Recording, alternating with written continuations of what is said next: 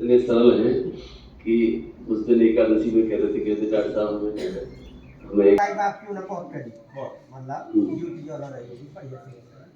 माला के लिए और भी हमारे कोई साधक जो है तो एकादशी का पावन दिन इससे अच्छा दिन नहीं है, और एक माला का संकल्प कम से कम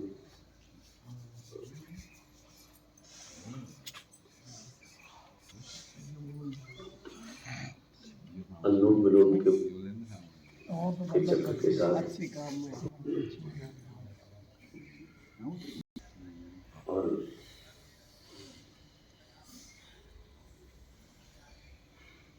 इसके साथ आशीर्वचन के रूप में उपस्थित सभी विद्वान महानुभाव, हमारी माताएं बहनें, एक रामायण की चौपाई से सबका सम्मान। सिया राम में सब जग जानी, करह प्रणाम जो जग पानी, सबका सम्मान।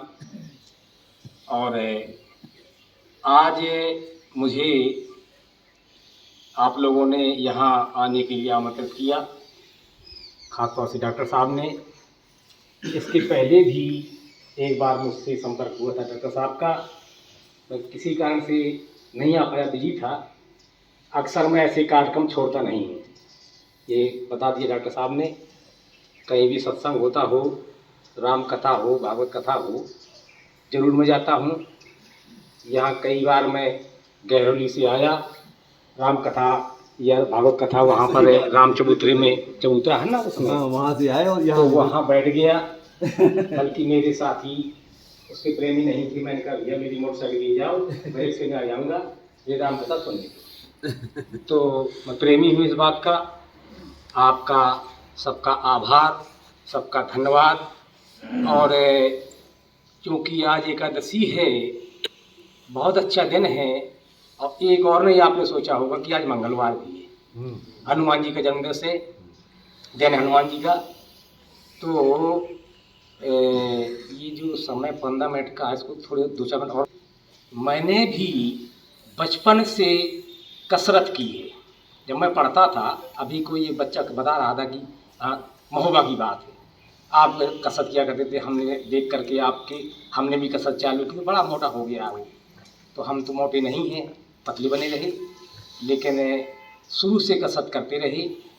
और जब से हमारे श्री रामदेव जी महाराज जी का, स्वामी जी का ये प्राणायाम चालू हुआ, योगासन चालू हुआ, तो उसको देख करके टीवी में और लोगों से पूछ करके मैंने भी प्राणायाम चालू किया। एक्सरसाइज तो मुझे नहीं पच पाती है, पता नहीं क्या कारण हो गया, लेकिन प्राणायाम अब भी करता हूँ मैं। और मेरी जो दिनचर्या है, 3 बजे जागना रात में, और जाग करके शौच क्रिया करना, छत पर जा कर के प्राणायाम करना बनाना चाहिए। जिसने गुरु दीक्षा न ली हो तो अच्छे गुरु को जान करके गुरु दीक्षा ले लेना चाहिए, गुरु मंत्र लेना चाहिए। गुरु मंत्र बड़ा महान होता है, क्योंकि समय का अभाव होते हुए मैं और चीज़ें नहीं बता पाऊँगा कि गुरु मंत्र की क्या महिमा है, मुझे संक्षेप में ही बोलना पड़ेगा। तो आज एकादशी है, और 1 जनवरी 87 से मेरी नियुक्ति पहले की गई हुई है। मैं खड़ीलोना का रहने वाला हूँ। बलराम सिंह राजपूत और बलवान सिंह, दोनों मेरे नाम चलते हैं। और उसके पहले मैं एकादशी का व्रत कर रहा हूँ लगातार 87 से पहले। और मैंने एकादशी में हठ योग किया है। जैसे एकादशी का व्रत 24 घंटे का होता है, हमारी माताएं जानती हैं। वैसे भी इसमें कार्तिक में गाया करती हैं कि एकादशी भारी बर्तन में, गाती हैं माताएं बहन हमारी, गाती होगी। तो सबसे बड़ा व्रत होता है एकादशी का, 24 घंटे का होता है। केवल पानी पी करके मैंने व्रत किया है, केवल पानी। जब मेरी नौकरी नहीं लगी थी, हठ योग करता रहा। और उस समय ऐसा भी मौका आता रहा कि लोग बाग जबरदस्ती शादियों में ले गए, तो सब लोग अपना शादी में खाते हैं सब लोग, और मैं अपना वही पानी में।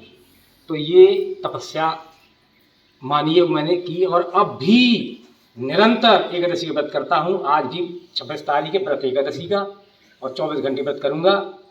और सबसे कठिन होता है भीमसेनी एकादशी, जो उत्तरायण जेठ के एकादशी को पड़ती है। सबसे कठिन समय होता है, तेज धूप और नीचे से गर्मी ये तपती है, ये मतलब ज़मीन, और समय ये करना पड़ता है व्रत। लेकिन उसमें भी थोड़ा नियम अपनाने पड़ते हैं। 2 दिन पहले नमक छोड़ना पड़ता है, और जिस दिन एकादशी होती है उस दिन मेरे ख्याल से 4-6 बार, एक साल तो मुझे 8 बार नहाना पड़ा। रात में 1:30 बजे नहा रहा था। मैंने बल्कि कहा अपनी पत्नी से मजाक में कि जो आधा वाला ड्रम है इसको रख दो उसके नीचे, जहाँ नल लगा हुआ मैं उसमें लेट जाया करूँ कुछ देर के लिए। क्योंकि पानी की कमी हो जाती है शरीर में, तो और ये गर्मी पड़ती है तो शरीर बड़ा परेशान होता है। और चूँकि दिन रात पानी नहीं है, भोजन नहीं है, तो रात में नींद भी नहीं आती है। और एकादशी में जो मैं पढ़ता रहता हूँ, मतलब है उसमें कथा कि रात में जागरण करना चाहिए। तो जागरण तो संभव नहीं है, क्योंकि एकादशी व्रत किया जाता है तो नींद भी आती है शाम को, जैसे फलाहार कर लिया नींद आने लगती है। लेकिन ये ऐसा है कि सतयुग त्रेता द्वापर की बातें हैं, उनको यदि कलयुग में ढाला जाएगा तो ढल नहीं पाएंगी बातें, क्योंकि ये कलयुग है, कलयुग में उस एक चीज़ संभव नहीं है। तो ये व्रत है, एकादशी है, मैं व्रत में हूँ। मेरे ख्याल से जो भी आते होंगे सब व्रत वाले ही आते होंगे यहाँ, ज़्यादा लोग। हाँ, और आगे चलता रहे, कब तक चलता रहे भगवान की कृपा है। सोचता यही हूँ कि आजीवन व्रत करूँ मैं एकादशी का, और एकादशी से ही मुझे लाभ हुआ है। एक तो मेरा शरीर स्वस्थ है, 64 साल से ज़्यादा उम्र मेरी हो गई है, कोई रोग दोग नहीं है, स्वस्थ रहता हूँ। और प्राणायाम के लिए मैंने कई बार अब भी प्रेरित करता हूँ। जैसे क्लास लेता रहा मैं, 2 क्लास प्रिंसिपल को लेने पड़ते हैं और 6 होते हैं जब टीचर होता है। तो क्लास में मैंने कई बार बच्चियों को प्राणायाम के लिए प्रेरित किया। अब भी करता हूँ, जैसे कि डंडे बैठ के लगाओ बच्चों, जैसे बैठ के लगाएंगे तो लंबाई बढ़ेगी, और डंडे लगाएंगे तो चौड़ाई बढ़ेगी शरीर की। इस तरह शरीर सटीक रहता है। अब प्राणायाम करो, 10% शरीर स्वस्थ रहता है एक्सरसाइज से, आसन से, और 90% रहता है प्राणायाम से, जो मेरी जानकारी है। आप सब लोग करते हो, विद्वान व्यक्ति हैं। तो वर्तमान में ये प्राणायाम और एकादशी के बारे में, और थोड़ा क्योंकि मंगलवार है तो हनुमान जी के बारे में भी चर्चा हो जाए। सब लोग आप जानकार अच्छे व्यक्ति हैं। हनुमान जी जैसा वक्ता और श्रोता इस दुनिया में नहीं है, ना हुआ है ना होगा। और राम कथा सबसे पहले हनुमान जी ने ही लंका में कही।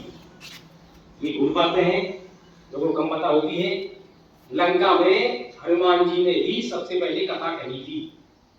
और हमारी माता जानकी जी वहां लंका में गई, तब से लंका का नाम हो गया श्रीलंका। तो पहले लंका ही था, क्योंकि हमारी जगदम्बा माता जी है, श्री लक्ष्मी जो कहते हैं हमारी माता जी, मतलब लक्ष्मी है। तो श्री लग गया, वहां श्रीलंका हो गया।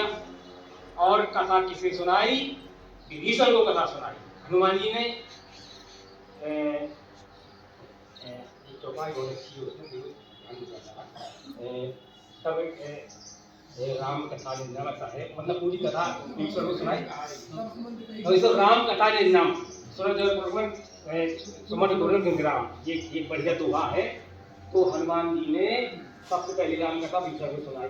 और तुरंत वहीं सीता माता थी अशोक वाटिका में, तो अशोक वाटिका में भी वो वहां गए। सुंदरकांड की बात है, वहां पूरी कथा सुनाई सीता जी को। रामचंद्र को बढ़ने लागा, सुनते सीता कर तब भागा। ये ऐसे प्रवक्ता थे हनुमान जी के कि कथा सुनते ही सीता जी माता जी इतनी रो रही थी, सबको था परेशानी थी। और रावण मारने को आया, हनुमान जी सब देखते रहे। तरपालों में राह लुकाई, करे बेचारे करो का भाई। फिर देखिए एक बात और है संकट कभी आता है तो संकट के साथ साथ समाधान भी आ जाता है। जैसे जब हनुमान जी को पकड़ लिया गया और दरबार में प्रेषित किया गया रावण के, तो रावण ने कहा मारो हनुमान जी को, लेकिन उसी समय विभीषण आ गई।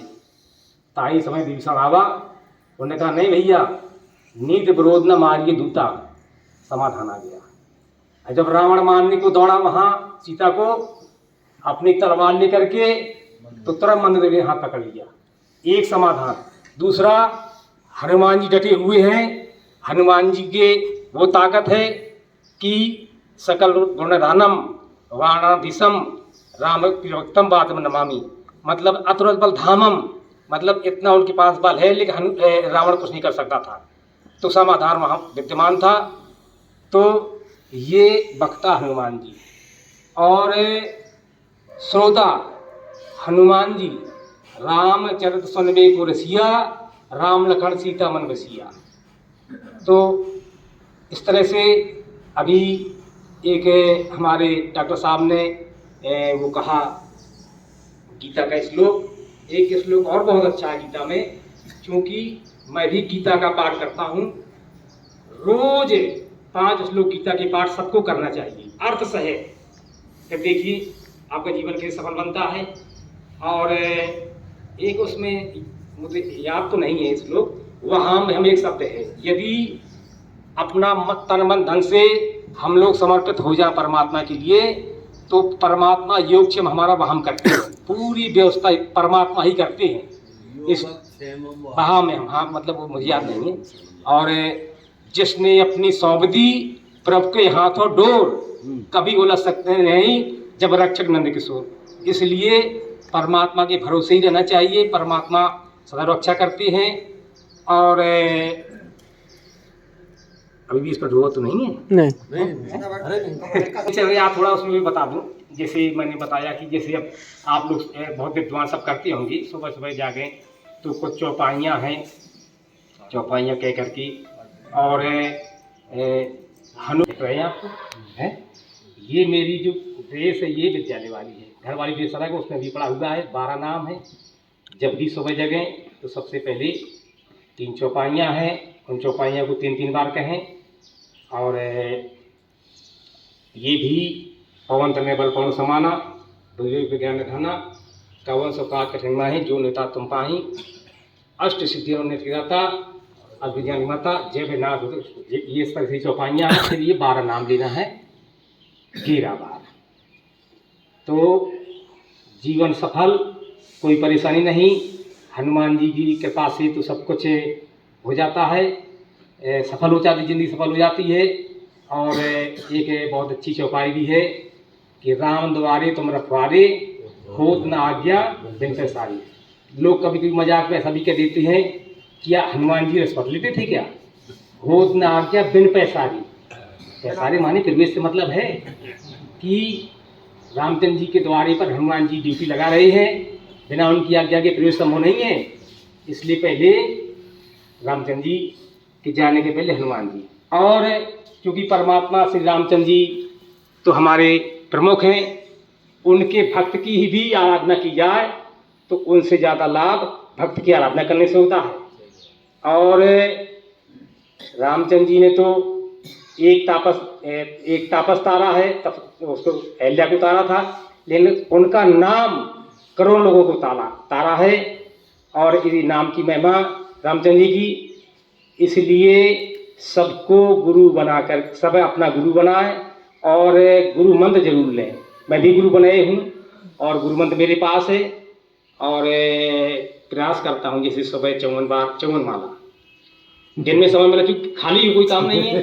कल ही मैंने 108 माला, कल ही मैंने 108 माला दिन में, अब कोई काम नहीं, क्या करूँ, राम का नाम लेना ही पड़ता भैया, परलोक बनाना है, जिससे परलोक बने। तो क्योंकि हम राम के भक्त हैं, आप जानते हैं, डॉक्टर साहब जानते हैं, राम कथा होती हम जाते हैं, भागवत कथा हम जाते हैं। और हमारी माताएं बहनें भी आती है योग में, हमें बड़ी खुशी हुई, बड़ी खुशी हुई हमें, क्योंकि पीछे बैठी हैं। तो ये ऐसी बात नहीं है, यहाँ जो भी पीछे बैठी हो, लेकिन सदा आगे तुम ही रहती हो। सीताराम, सीताराम कहा, कौन आगे है? आप ही हो ना। लक्ष्मी नारायण, कौन आगे है? लक्ष्मी। गौरी शंकर, कौन आगे है? हमारा है। तो आप जो है आदि शक्ति हो, दुर्गा हो और काली। मैं जब वहाँ भाषण करता था, बच्चे बैठी सामने, मैंने कहा 3 रूप है तुम्हारे।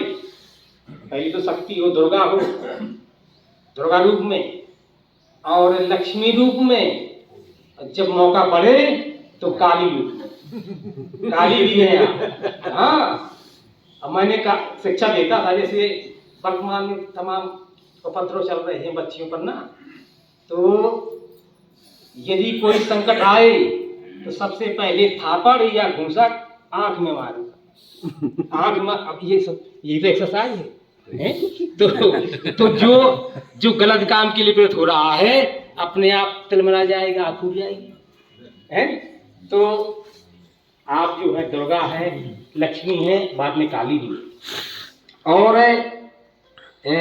रावण ने भी कितना मतलब वो काम किया था ज्ञान का, कि सब जगह उन्होंने सभी चौकियों में महिलाओं को ही सेनापति बनाया था। उत्तर भारत में अयोध्या के आगे जहाँ पर वो रहती थी ताड़का, ताड़क वन बहुत हरा भरा था। ताड़का ने सब विनाश कर दिया वहाँ, क्योंकि वो सेनापति थी रावण की, एक सेनापति ताड़का। और यहाँ दंडक वन में जब आगे चली चित्रकूट से श्री रामचंद्र जी, तो दंडकारण्य मिला। उसको श्राप था, पहले बहुत हरा भरा था, लेकिन एक राजा ने थोड़ा गलत काम कर दिया, तो शुक्राचार्य गुरु ने श्राप दे दिया कि दंडक वन उजड़ जाएगा, इतनी जोर से आंधी आएगी धूल भरी कि ये उजड़ जाएगा। तो दंडक वन में पंचवटी थी, पंचवटी में आप जानते हैं सूर्पनखा रहती थी, वही सेनापति थी रावण की। इसके बाद जब लंका में समुद्र में देखा जाए तो समुद्र में एक ठिया वो उसकी माँ रहती थी, राहु की माँ सिंहिका। आगे चले तो लंकनी रहती थी। तो सब जगह बहुत ज़्यादा काम किया, महिला सब रखे उसमें ये थे। क्या समय और बचा है? हनुमान जी के बारे में ही, क्योंकि हनुमान जी का दिन है, उसी में चर्चा। उसी में हनुमान चालीसा का भी पाठ करता हूँ, सबको करना चाहिए। 1, 3, 5, 7, 11 और 11 तक या फिर ज़्यादा कर लो। ये 7 बार पाठ कर जोई, झूठे बंध महासुख हुई। सारी बंधन टूट जाते 100 बार पाठ कर लें। और जो ये पढ़े हनुमान चालीसा, वो सती साखी गौरीसा। शंकर जी की साक्षी है, शंकर जी के ही प्रतिरूप है हनुमान जी। जब उन्होंने शंकर जी ने सोचा कि मैं इनकी सेवा कैसे करूं परमात्मा श्री रामचंद्र जी की, तो उन्होंने अपना अवतरण कर लिया, वानर रूप आ गए। 11वां अवतार है हनुमान जी का।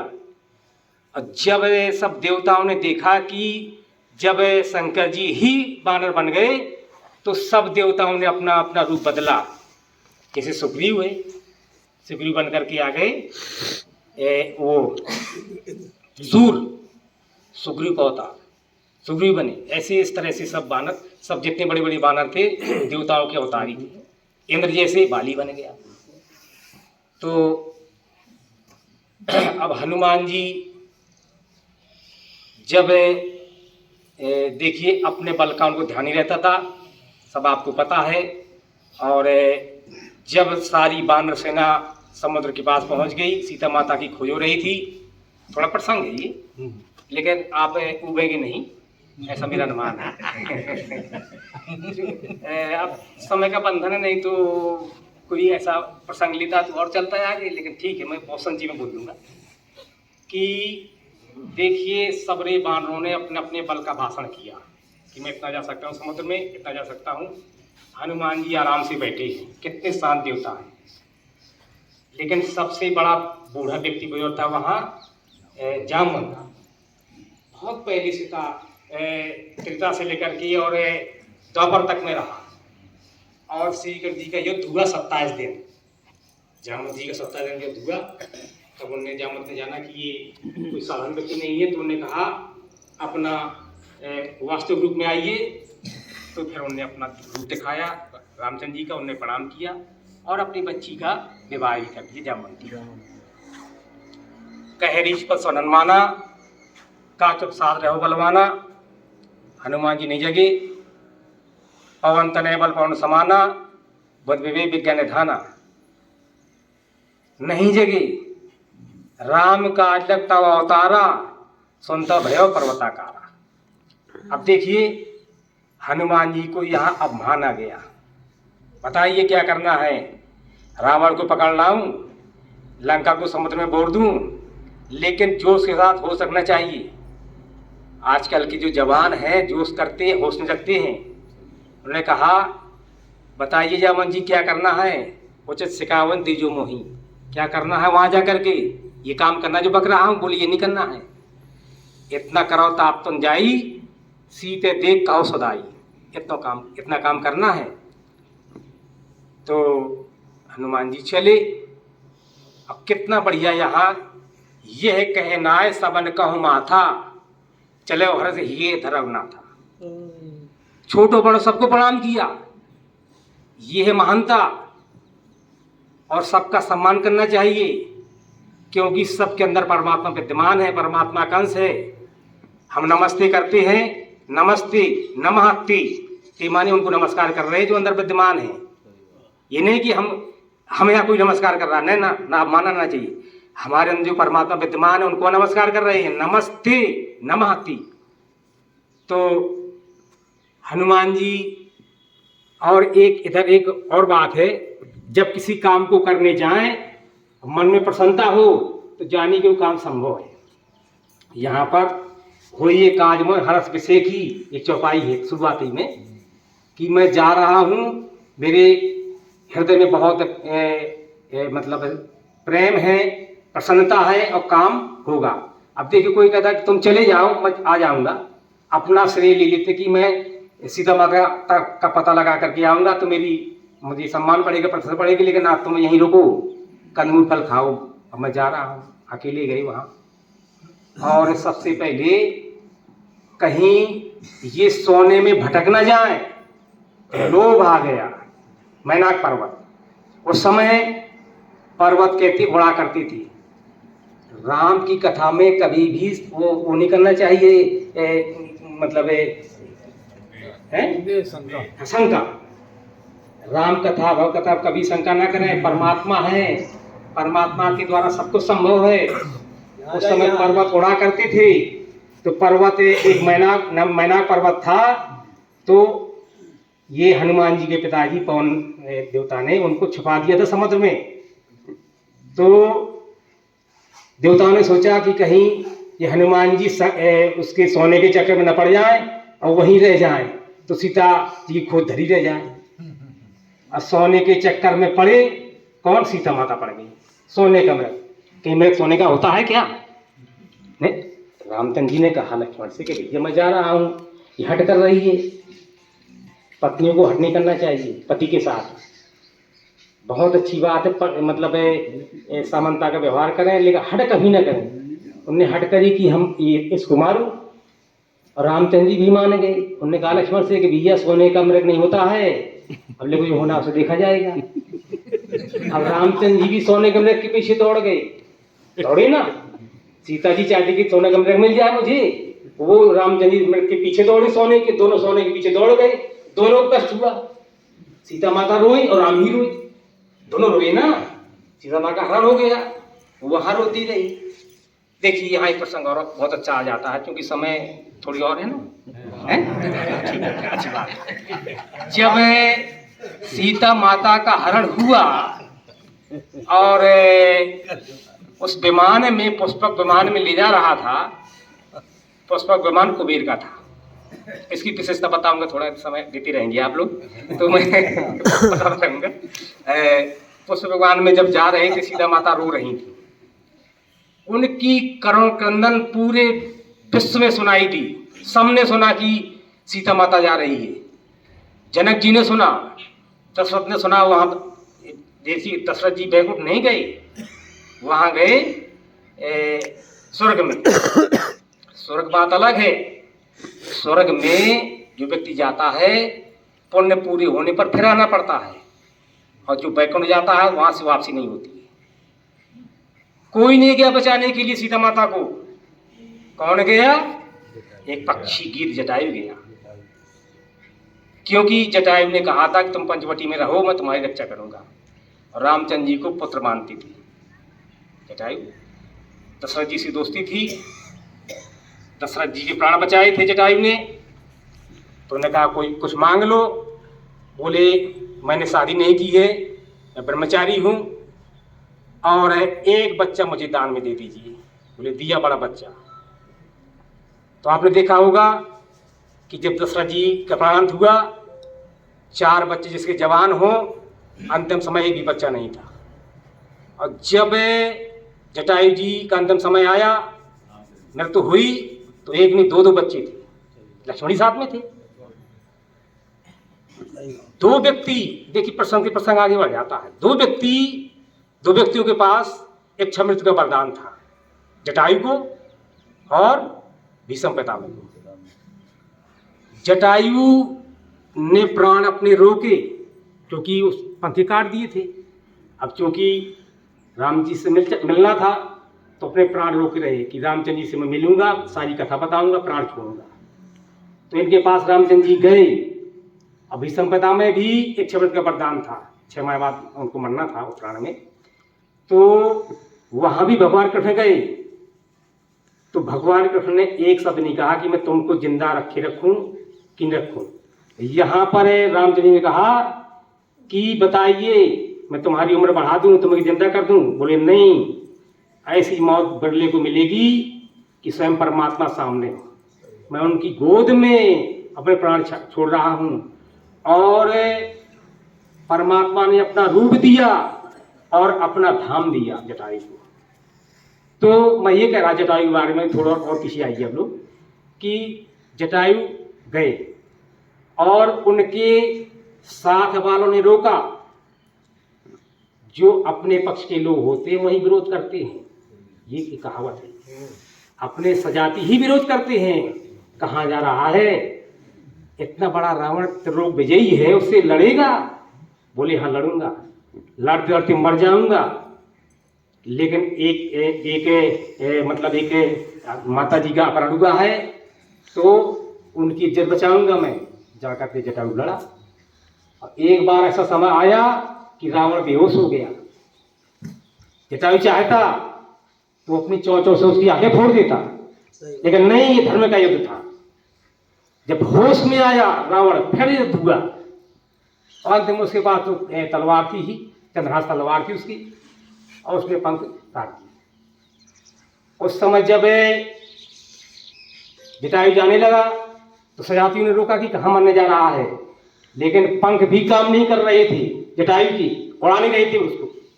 तो पंखों से कहा, अरे नालायक हो, जब मांस खाना होता था पानी तो मुझे उड़ा ले जाते थे। आज एक माता, एक अबला की मैं अस्पताल बचाने जा रहा हूं, तो तुम उड़ नहीं रहे हो, धिक्कार है तुम्हें। जब पंखों को धिक्कारा और बहुत दुहाई दी, तब पंख उड़े और ले गए वहां। तो ये जटायु कराओ ले। तो जटायु को भगवान ने अपनी गति दी, तात कर्म से निर्गत पाई। ये एक चौपाई है, चौपाई दूसरा ढाली है। अब देखिए, समय है थोड़ा बहुत और ये मत ना न पाए। देखिए आप लोग कहते बंद, तुरंत बंद। अलग से प्रोग्राम का है ना। कहता हूँ कि आप 10 दिन 15 दिन ही प्राणायाम कर लीजिए, फिर चेहरा को मिला लीजिए उसमें शीशा में, सही बात है। फिर मिलाइए चेहरे में कितना अंतर आता है। मेरी उम्र भी 64 साल से ऊपर हो गई है, और लोग बागे जब मैं वहाँ से रिटायर हुआ, जब मैंने 6 बजे लोग भाषण किया वहाँ कि बच्चों ये मेरा आखिरी भाषण है, तो तमाम अच्छे अच्छे लोग थे। जब मंच से नीचे उतरा, बोले आपका प्रधान रिटायरमेंट है? हाँ। बोले ऐसे न चले जाना। मैंने बता तो दिया मैंने, 31 मार्च आखिरी है मेरा। जब मैं रिटायर हुआ तो ऐसी विदाई किसी की हुई नहीं थी प्रिंसिपलों की जैसी मेरी विदाई हुई। बहुत शानदार विदाई हुई और टीचर बहुत रोए, क्योंकि उस समय बच्चे होते नहीं हैं। तमाम बच्चों ने बहुत दुख प्रकट किया, गांव वाले भी अब भी जब मिल जाते हैं, अब लोगों कहते हैं अरे वो प्रधान साहब थे, उन्होंने इतनी बढ़िया व्यवस्था रखी विद्यालय की।